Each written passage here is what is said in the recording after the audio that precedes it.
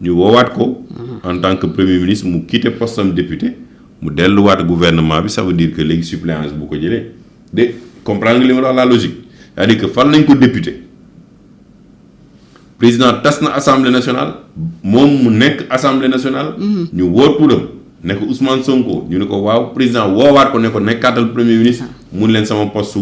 suspendre député bi naa ko fu mu ne nii nii sama suppléant mun na ko jël. dañu raté li ñu waroon def depuis le début. dañu raté li ñu waroon def depuis le début. et je pense que le conseil constitutionnel ñun moom rek la ñu am lu des nag comme on est dans un pays démocratique à tort ou à raison gëm naa ne bu nekkee ñun dañoo nekk tort.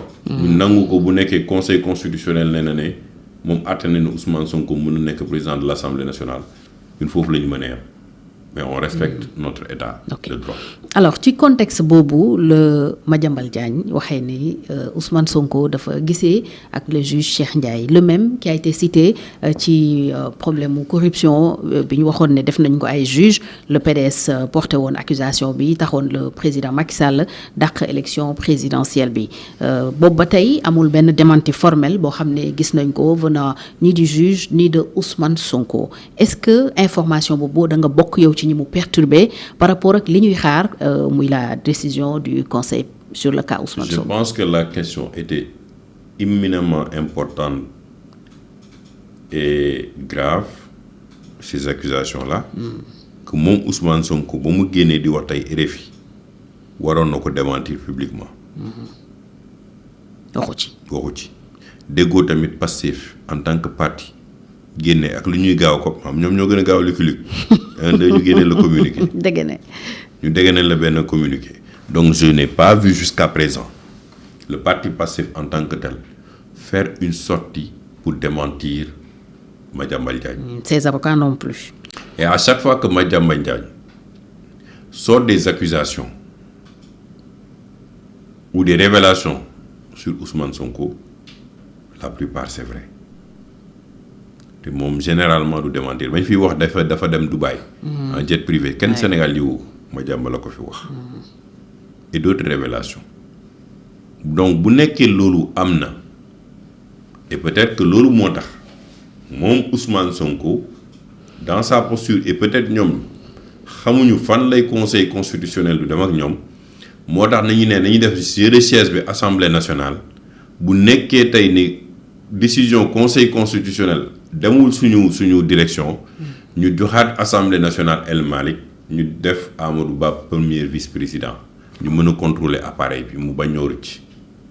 da nga yaakaar ne ñu ngi ci calcul yooyu. non ñoom ci calcul rek lañu nekk ils sont tout le temps dans les calculs donc pour moi Madiambal a eu des informations et jusqu'à preuve du contraire s'il n'y a pas de démenti officiel parce que nee nañ non. moom ko Cheikh Ndiaye n'était pas au territoire ci territoire bi dem na le 2 la génnoon le 2 la ñëw bisi woon wala 2 la ñëwoon c'est pas ça qui est plus important c'est que la personne concernée sorte un démenti na mu ko defee woon ba ñu ko accusé de corruption non seulement il a sorti un démenti mais il a porté plainte contre X. Oui. Pourquoi Cheikh Ndiaye jusqu'à présent n'a pas porté plainte contre X ou qu'il n'a pas porté plainte contre Madiambal Ndiaye. Pourquoi Ousmane Sonko n'a pas fait de démenti et pourquoi il n'a pas porté plainte contre Madiambal Ndiaye pour faux wala diffamation wala wax yeneen wala wax yu mel noonu. Je pense que à ce stade-là ça veut dire que à 90% li Madiambal Ndiaye jusqu'à preuve du contraire.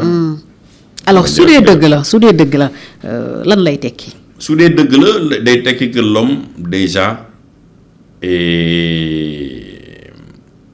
se sent en danger et à l'affût c'est-à-dire que et à l'affût de l'information pour bëgg xam exactement fan lay conseil constitutionnel di dem ak moom pour mu mën a préparer lan mooy nekk que moom taxawaayam. parce que mu jaral ko moom. mais gise bi mënul nekk pour influencer la décision non. ça dépend man xaw ma lu ñu waxtaanee. ok peut-être que mën na nekk pour influencer sa décision peut-être juste c'est pour discuter pour voir l'information. Peut-être juste que c'est pour discuter pour voir les limites du conseil constitutionnel sur cette question-là. Okay. Parce que apparemment ci lii mu wax ni toog nañu presque 2 heures de temps. loolu moo tax Ousmane Sonko jógee fa en catimini dem seen rencontre bi ñu doon def. Ses alliés. Voilà. Donc c'est les informations que Madiambal a sorties. Moi j'ai pas de mainmise là-dessus. Mais si les concernés ne demandent pas, ne disent rien, en bon français nee nañu qui ne dit rien consent. Donc ça veut dire que c'est vrai. Alors problème aussi dina poser wu par rapport au juge Cheikh Ndiaye dans ce cas bu fekkee gise bi am na on l'avait accusé en 2024 ba léegi dossier boobu amagul lu leer tey ñu ñëwaat tuddaat ko est-ce que nekkam dans ce cas ci conseil constitutionnel du poser problème crédibilité même à l'institution. C'est ça le fond du problème, c'est que Cheikh maintenant c'est une question de probité morale mooy posé wu. Parce qu'au début def nañu porté nañu plainte def nañu ñëpp jusqu'à présent plainte bi aboutirul fenn. 2 ans après 2 ans après ça n'a rien abouti moom il s'est jamais prononcé sur cette question-là. C'est leur méta totale. Deuxième, c'est pourquoi peut-être dans ces conditions on aurait pu avoir une cour des sages qui sur cette situation-là peuvent amener le juge à l'enquêter sur sa probité morale. Pour xool peut-être am nañ ko. Mais ça xam nga lii conseil constitutionnel la pour am lu leen sut dafay jafe. Mais ça pose déjà un problème de probité morale si te nañ la benn yoon nit ñi nangu ne peut-être dañ laa tooñ wala li ñu la wax amul. En attendant une deuxième fois mu amaat te yow waxoo ci ça devient quand même problématique xaw ma nit ki mosuma ko gis. buñ tasee mënuma la ne kii mooy Cheikh Ndiaye. Mais je pense que ça pose un énorme problème de probité morale bu nekkee loolu am na parce que ñoom ñoo war a décider en dernier ressort sur les questions juridiques du pays. Alors est-ce que dem vers une cour constitutionnelle dina régler problème bi c'est dans les projets du président Bassirou Oui, mais dans une cour constitutionnelle conseil constitutionnel bon c'est des sémantiques. L'essentiel c'est de renforcer les prérogatives. Aujourd'hui il y a un problème de saisine. ba tey yow man ak yow mënuñu saisir conseil cour constitutionnel. Conseil constitutionnel. Le conseil là dama ne bu ñu ko teggee le cour constitutionnel bu bees bi duñ ko mën a saisir. Ok xam nga tey bu neexoon mu amoon plaidoirie aussi c'est-à-dire que bu ñu jugé benn affaire nga ñëw yow nga contester nga ñëw léegi ñu ne la am nga droit nga plaider pour mu yow li ñu wax nga woon ñu ne li ñu la wax nii décision bi amul parce que loolu mooy c'est le contradictoire bu amoon boobu lay décision cour constitutionnelle bi di gën a neex àtte da ngay ñëw joxe say argument ma joxe samay argument cour constitutionnelle bi après retiré wu basé sur la légalité basé sur les lois basé sur beaucoup de choses yoo xam ne ñoom ñoo ko xam ñu génne ne sur cette situation là lii moom mën nekk et puis les gens avancent. Aux États-Unis les gens peuvent saisir la cour suprême cour constitutionnelle aux États-Unis ou en France et partout ailleurs loolu mooy intérêt bi changement yi may gis ci cour bi yu nga xam ne c'est la saisine qui aurait été une chose très intéressante. Alors ban lecture nga am ci tey actes yi président di poser au plan politique bi ñuy ñëw dañu waxoon ni président buy nekk au-dessus de la mêlée président bu dul am benn responsabilité au niveau de son parti bokk na ci liñ signé woon d'ailleurs avant ñuy yegsi au pouvoir li génnoon ci assises nationales yi que président dootul nekk président de parti pour éviter yenn situation yu ñu fi jot a dundoo tey mu ngi ci bopp coalition wam il a posé récemment des actes ba tabb un chargé des élections superviseur adjoint chargé des élections et tout laisse croire que ñu ngi préparer donc les élections locales d'abord ensuite la présidentielle delluwaat ci situation boobu alors qu'on nous avait promis le contraire ñu jàpp ne génn nañ ci liñ daan nekk lan la mën a indi. Je pense que le président de la République ba muy jël décision yi yooyu man mbiruma Diomaye benn yoon laa wax ak mon téléphone. et loolu yàgg na on s'est vu peut-être 2 ou 3 fois nu yónnee mais minuma ko. À part aussi en tant que membre de la famille religieuse aussi rencontré naa ko avec le khalife mais en fait je pense que ba muy jël décision boobu il a pris de bonne foi pensant tamit que ki mu àndal est de bonne foi moo tax mu bàyyi président secrétariat wu Pastef pour appliquer li nga xam ne tey mooy l'esprit des assises un président qui est au-dessus de la mêlée malheureusement dañu utiliser appareil bi contre moom loolu moo réactiver en réalité coalition Diomaye président il a constaté que ñi mu àndal ba ñu egg ba ñu fal ko parce que wax na lu rafet ci ñoom wax lu rafet ci Ousmane Sonko poser des actes yi nga xam ne pour man ku koy seetaan avec objectivité da ngay ne il veut donner des garanties pour dalal xelu ñu mu àndaloon dalal xelu militant au Pastef mais boobu la machine avait été déjà façonnée ak ñi ko yor ak ñi seen xol jàpp ne kii mérité wul toog fii 2029 mën nañoo wor nañu commencé liggéey pour contre ko pour yàqal ko pour que 2029 suñu objectif ne falu Ousmane Sonko mu ci. Et je pense que la main de Ousmane Sonko n'est pas étrangère à ça.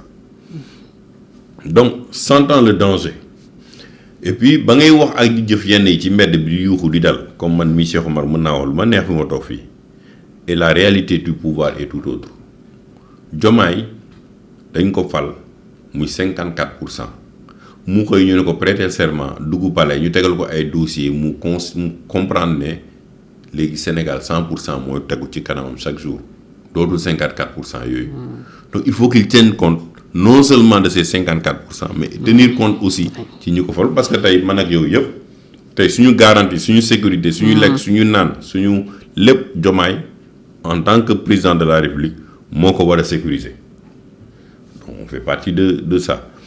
bu mu toogee xam naa mu xool mbir bi nu mu demee mu ne ñii bu ma leen bàyyeeg sama bokk nii mën na am ñu gaañ ma du ma liggéey du ma avancé te mandat bi day nul balaa caat ma teg sama benn appareil woote teg ay kuréel mën a jàmbaarloog ñoom mën a xam ni may def lu ma am jël mais du ma seetaan ñu may gaañ et moom wax na ko ci biir interview bi parce que nee na fii Pastef di jëm nii baaxul dinañ gaañ seen bopp. Il n'a pas une base populaire comme Ousmane, mais il a les leviers de l'État aujourd'hui.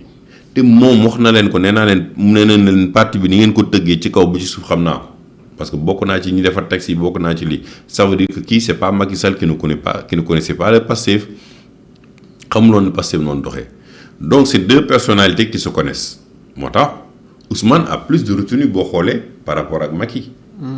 Il a beaucoup plus de retenue même dans ces insinuations tey boo déggee ci édifice ba ñu koy ne dañuy dàq.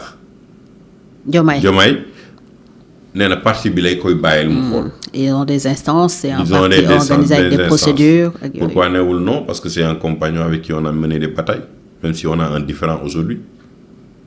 Il reste demeure membre du parti Pastef. Il donne un signal au parti politique de dire. kon pour yow ñu ngi jëm ci dàq Diomaye. non mais loolu man bu ma ko déggee mooy jox naa leen signal yéen yaa leen décidé boo leen neexee dàq suba man du ma ciy wax dara donc loolu la Diomaye a essayé de donner toutes les garanties na xam ne kii fu mu ne nii fi moom mënut a jëm ak moom yëpp mooy séparation bi day métti nañu séparé wu rek après lu ñu am jël.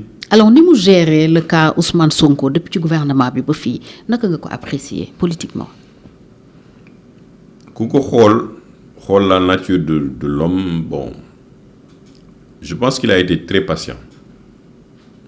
D'autres pensent qu'il a été trop patient. Oui, man je pense même qu'il a été trop patient. Trop patient. Man bu nekkoon man mënuma parce que am na ba léegi ñu am problème comprendre. Non que man un an boobu duñ ko weesu. ni président peut-être que nag am na leneen lu ñu séq mais il a été trop patient. Il a essayé aussi d'être fidèle aux principes de ce soi-disant projet qu'ils ont porté ensemble. Il a essayé aussi d'être fidèle aux militants qu'il croyait ànd ak ñoom bokk ak ñoom vision pour dëkk bi ba xëy ñu koy saaga di yàq derem ci réseaux sociaux yi. Donc je pense que malgré tout ça et malgré ça quand même il est assez jeune l'expérience d'État amu ko l'entourage et l'étoffe de l'entourage au moment jusqu'à la sortie de Ousmane Sonko amu ko c'est actuellement boo xoolee ay sorteem avec les 100 ans de Wade ba muy julli ji ba muy dem ci chef religieux tu sens que maintenant il s'affirme comme chef d'État. Avant tu sentais qu'il avait un boulet qu'il traînait avec lui bu demee fii dem diw dem gauche bu demee fii dem gi di dem droite ça veut dire